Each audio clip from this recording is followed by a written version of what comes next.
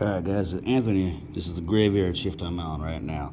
But this is my response to Justin Dow's $1,000 tool challenge, basically. And I'm pretty sure I forgot all the rules that we were talking about a couple weeks ago, basically. And I'm aware that this says $1,003.53. There's a lot of gray zone in this, considering that we are on Amazon. Amazon is like the stock market, guys. It fluctuates left and right, up and down daily. Also, the good thing is coupons. This is the easiest way I found to be able to do this challenge, guys. And I'm basing 90% of this on my personal growth from 21 to 36. But this is doable. There's also a lot of things we could go without if we need to, such as impact guns. But first things first, let's get this storage cabinet out of the way. This is from Work Pro. You got storage on top, you got 5 drawers and bulk storage, which is nice. And then right here you got a little pegboard so you can hang your air guns. 190 bucks. Pretty good deal. It will do what we need it to do. 1/2-inch breaker bar. This is a gray zone for me. I didn't know if I needed it, but at the end of the day, I think we do. 11 bucks. Then this is where we get into the gray area. Do you need air tools or not? I think you do, but at the end of the day, this little I think this is 3/8 model. I may misplace this, but either way, it'll fucking work. Because the spec on it is 550 foot-pounds of breakaway torque or fastening torque and 750 of loosening, and it's only 2.5 pounds, guys. So that will work. This I went back and forth on right here. This air ratchet does total of 80 foot-pounds, I believe it specifies. Wherever the fuck this is. 80 foot-pounds of maximum torque, guys. The reason I put this in here is for under hood work, air cleaners, things of that, and also for brakes. If you get into doing that, that's a whole separate topic. Obviously, brake tools are its own genre of tools. There are no brake tools in here, but this was a 50-50. I didn't know if I wanted it in or not. You can easily get this under $1,000 by eliminating both of these two tools. Easily, guys. Now, this is very important. Spark plug socket. These are non-magnetic. The magnetic version from, I believe it's Aries, runs basically for 32 bucks, but they're magnetized. This is a very good set right here for what they are. For 16 bucks, you get the 14 12-point, I believe that would be Hondas, 9/16 for your Fords, your 5/8 for everything. Your 18 is for mostly motorcycles and moto crap, basically. I think I've only used it for Suzuki's. And then your 13/16 is good for certain Fords and lawnmowers. Unless you work on some old Harleys, you might need to find an 11/16 if you can. Little pick set. This is kind of, I threw this in because you get your picks, but then you also get a couple of Torx bits, pointed little P0 Phillips, and a flathead. Basic pick set. This is 50-50, but you will utilize most of this, especially that little mini pry bar. This is the most important thing in this entire set right here. This adapter kit, guys. Without this, you cannot use this list I have put together. This list does almost mirror how I started almost, but I started off with a box of randomized sockets from an uncle when he moved. That's how I started. Without this, you cannot do what you need it to do. Oil filter wrench. This was a hard one to figure out because I'm basing this off of when I worked, guys. I have this oil filter wrench, not this specific one, but this design, and I can take anything off with it. So 10 bucks from OEM. It's worth the money. Plus, it's also green, guys. It's cool. Alright, Craftsman Wrenches.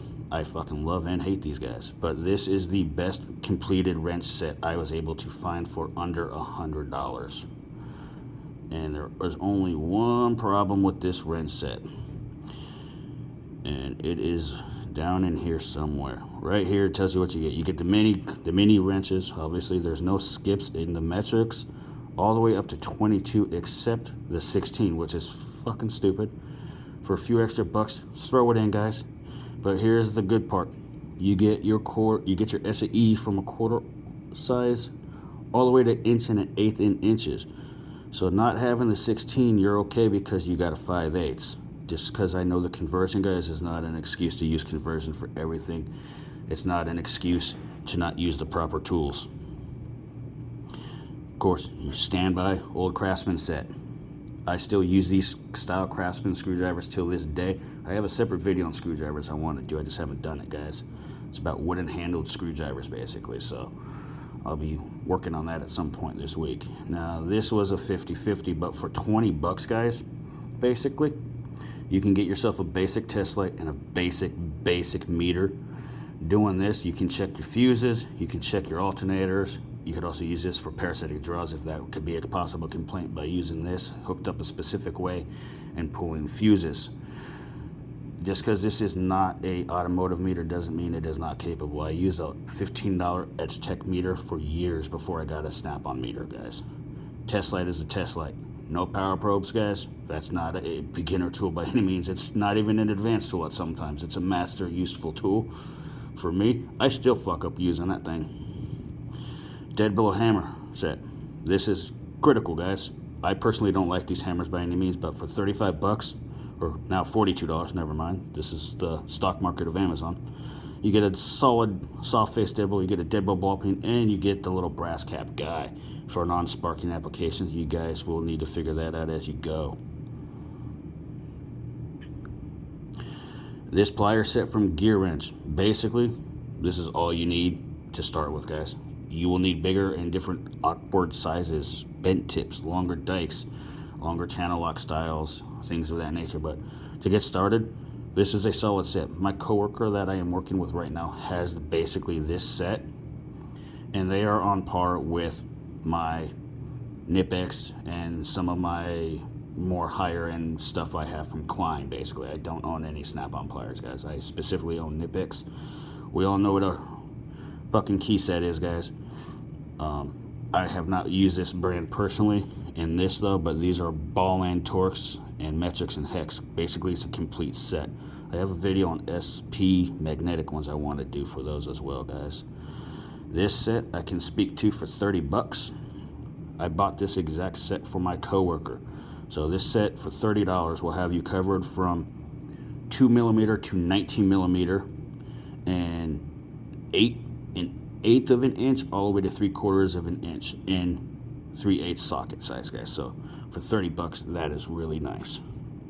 I believe they are made in the USA, or if they're not, I know they are made in the USA or assembled, but there is a warranty on these. I don't know how it works though, guys.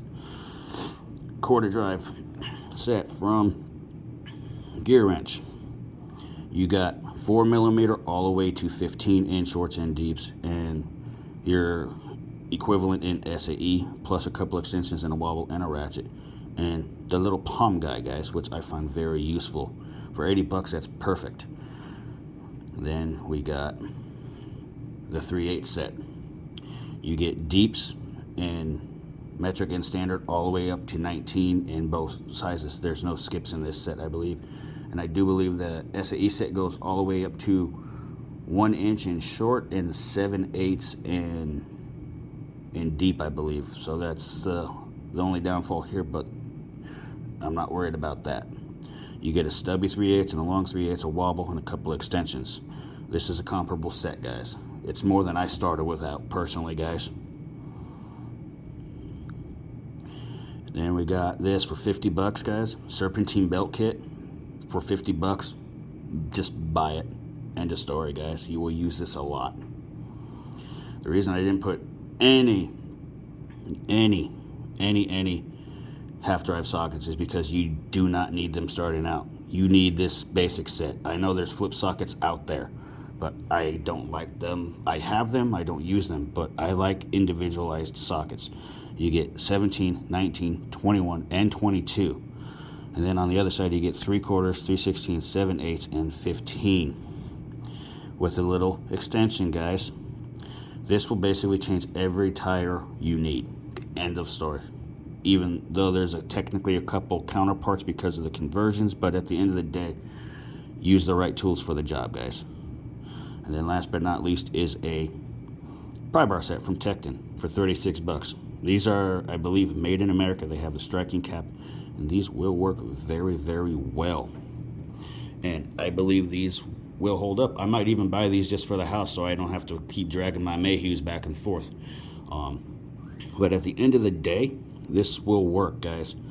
I can do everything I need to on a car with these, utilizing what I need. And there's tips and tricks involved with using this bare amount of tools that I have learned over the years. And there's a lot of things I wanted to include, but you can't on this tight budget, guys. Like I was talking to my coworker, these right here, for him at a dealership, he told me he was supplied with these air tools. They even supplied him with a snap-on box. There was a snap-on box that was dedicated to the shop full of tools also, guys.